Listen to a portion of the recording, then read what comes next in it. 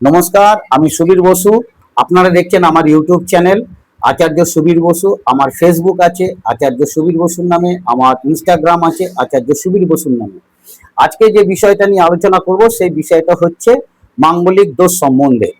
আপনাদের যাদের যাদের জন্ম ছক জানা আছে বা আপনারা যারা দেখে বুঝতে পারবেন, জন্ম রাশি চক্রে বা জন্ম ছকে যদি মঙ্গল লগ্ন চতুর্থ সপ্তম অষ্টম দ্বাদশ মানে 12তম ঘরে থাকে, তাকে বলা হবে মাঙ্গলিক।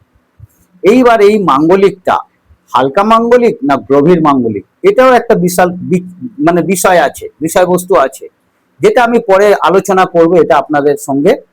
তাহলে আমরা কি বুঝলাম যে লগ্ন চতুর্থ সপ্তম অষ্টম দ্বাদশ ঘরে মঙ্গল থাকলে তাহলে বলা হবে মাঙ্গলিক। এইবার এই মঙ্গল আপনার জন্মছকে কোথায় আছে দেখুন। এবার এটাকে আমি আপনাদের রাশি মানে একটা রাশি চক্র তৈরি করব, করে সেখান থেকে আপনাদেরকে বুঝিয়ে দেবো কাকে বলা হয় মাঙ্গলিক, কিভাবে বিচার্য হয় মাঙ্গলিক। এটা হলো প্রথম। দ্বিতীয় হচ্ছে, যদি এই মঙ্গলের উপর আপনার জন্ম ছকে শনি দৃষ্টি দিয়ে দেয়, যেরকম শনির দৃষ্টি 3, 7, 10 দিলে কি হবে, সেটা হলো ঘোর মাঙ্গলিক হয়ে গেল। এই বিষয়বস্তুটাকে আমি আপনাদের সামনে তুলে ধরছি আমার বোর্ডে ছবি এঁকে। এবার মাঙ্গলিক দোষ থাকলে কি হয়? মাঙ্গলিক দোষ থাকলে কি হবে? বিবাহিত জীবনে সমস্যা তৈরি করবে। লগ্নে মঙ্গল ডিভোর্স করে দেবে, সপ্তমে মঙ্গল ডিভোর্স হয়, অষ্টমে মঙ্গল বৈধর্ব বা বিধবা, দ্বাদশে মঙ্গল বৈধর্ব বা বিধবা একদম হবেই। আপনারা মেলাবেন, সাংসারিক জীবন বা বিবাহিত জীবন বিষময় করে তোলে। এই ভৌম মাঙ্গলিকটা অ্যাকচুয়ালি আমরা যখন পড়াশোনা করেছিলাম বা পরাশর মুনি বলে গেছিলেন, এটাকে বলা হয় ভৌম দোষ। তাহলে লগ্নে মঙ্গল ডিভোর্স, সপ্তমে মঙ্গল ডিভোর্স, অষ্টমে মঙ্গল বৈধর্ব, দ্বাদশে মঙ্গল বৈধর্ব। এবার কখন হবে, কখন হবে এটা বিচার করতে গেলে দেখা যাবে আমাদের যে জন্মছক তার সঙ্গে গোচর যেটা হয়, গোচর মানে পৃথিবী যেরকম সূর্যের চারিদিকে ঘুরছে, গ্রহরাও তো ঘুরছে, সূর্যকে প্রদক্ষিণ করছে।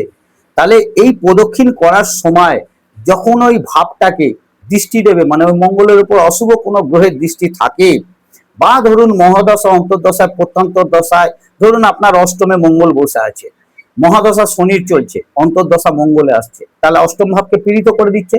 সেই সময় যদি মহাদশা অন্তর্দশায় অষ্টমপতি মঙ্গলের উপর শনির দৃষ্টি থাকে বা রাহুর দৃষ্টি থাকলো, তাহলে এই সময় এইগুলো ঘটতে পারে আপনাদের জীবনে। যেটা আমি বিচার বিশ্লেষণ করে দেখেছি বহু ছকে, প্রায় আমি 70 থেকে 75 হাজার ক্লায়েন্ট দেখেছি। 70, 72, 75 হাজার ক্লায়েন্ট আমি দেখে তার উপরে বেস করে আমি যেটা জেনেছি বা বুঝেছি তার উপরে বেস করে আপনাদেরকে আমি বলছি। এবার আপনাদেরকে দেখাবো আমি মঙ্গলটা কোথায় কোথায় থাকলে কি কি ফল দেয়। এবার আপনাদেরকে আমি ওটা বোর্ডে এঁকে দেখিয়ে দেবো।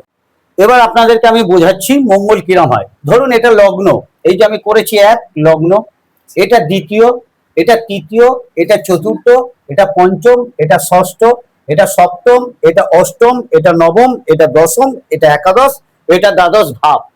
তাহলে ধরুন এই ছকে মঙ্গল লগ্নে আছে, ঠিক আছে, মাঙ্গলিক। যদি ধরুন মঙ্গলটা চতুর্থে থাকতো তাহলে মাঙ্গলিক হতো, যদি ধরুন মঙ্গলটা সপ্তমে থাকতো তাহলে মাঙ্গলিক হতো,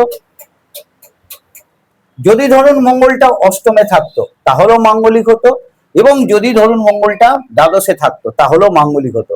তাহলে আমরা এখান থেকে কি বুঝতে পারলাম যে মঙ্গল কোথায় আছে আপনার জন্মছকে। এক হচ্ছে লগ্ন, 2 হচ্ছে চতুর্থ, 3 হচ্ছে সপ্তম, 4 হচ্ছে অষ্টম এবং 5 হচ্ছে দ্বাদশ। তাহলে 1, 4, 7, 8, 12 হাউসে জন্মকালীন যদি মঙ্গল থাকে তাকেই বলা হবে মাঙ্গলিক। আপনাদেরকে আমি বোঝাতে পেরেছি, আপনাদেরকে আমি বোঝাতে পারলাম। তাহলে লগ্ন চতুর্থ সপ্তম অষ্টম দ্বাদশে মঙ্গল থাকলে কি হয়, মাঙ্গলিক। এরপরে একটা জিনিস বলছি আপনাদেরকে, যে বিষয়বস্তুটা হচ্ছে এরপরে আমি নিয়ে আসবো গতকালকে আপনাদের জন্য শনির সাড়ে কাকে বলা হয় এবং সাড়ে কিভাবে বিচার করা হয়, সেই বিষয় নিয়ে কালকে আপনাদের সঙ্গে আলোচনা করব। আজ আপনারা আমার চ্যানেলটিকে, আচার্য সুবীর বোস যে আমার চ্যানেল আছে, তাকে লাইক করবেন, শেয়ার করবেন, সাবস্ক্রাইব করবেন এবং ভালো লাগলে আমার কমেন্ট বক্সেও জানাবেন। আশা করি আরো নতুন নতুন আপনাদেরকে জ্যোতিষ সম্বন্ধে আলোচনা নিয়ে আমি আপনাদের সামনে আসবো। নমস্কার, শুভরাত্রি।